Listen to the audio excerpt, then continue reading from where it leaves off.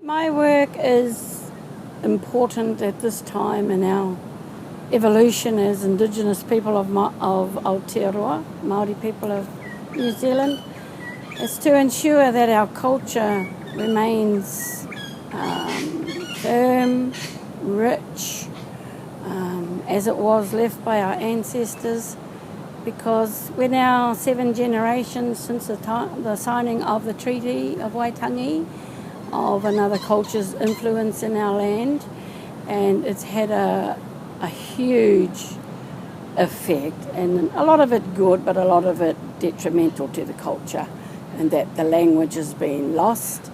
A lot of the traditions on the marae, which is our ritual ceremonial grounds where we practice our ceremony and bury our dead. The role of the woman is the voice of the Kaikaranga. So her call opens the ceremony and closes it. A lot of those old teachings have gone. And the reasons why we do what we do have not been handed down. So today people are kind of just doing what you do and not really understanding why we're doing what we're doing.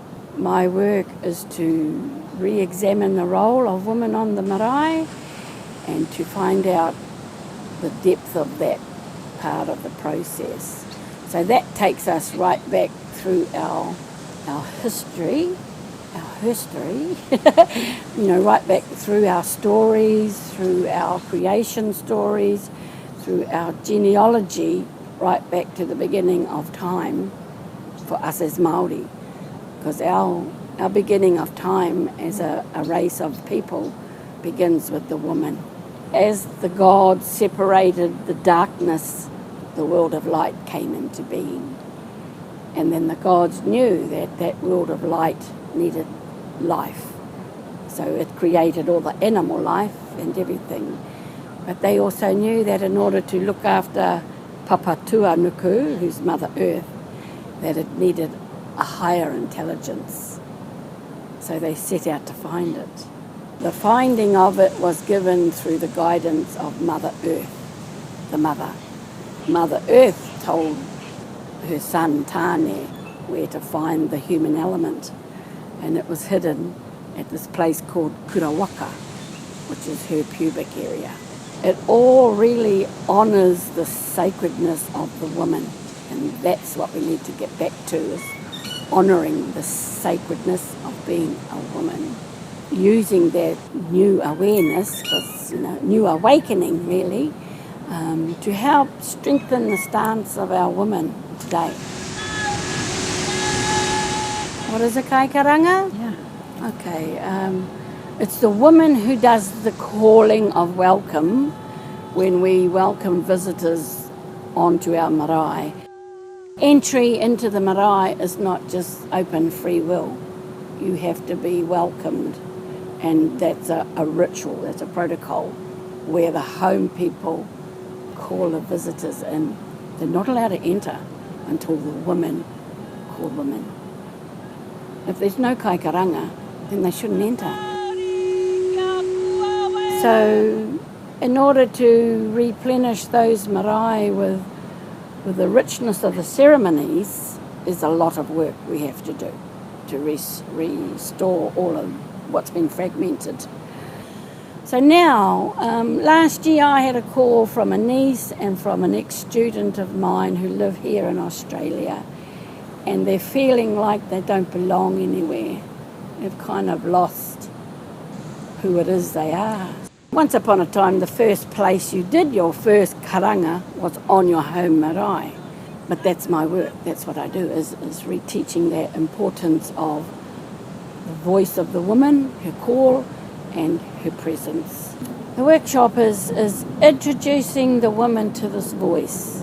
So this is a voice that resides within all women, no matter what nationality. But in Māoridom, it's the voice that resides in your womb. Not in your brain, not in your heart, but in your womb. And that's why it's the role of the woman to karanga. So I run a beginner's course for Kaikaranga, and that beginner's course is for women who want to know. They might not speak any Māori, they might not have ever done the karanga before, but they want to know. They're hungry, and those are the women that I want.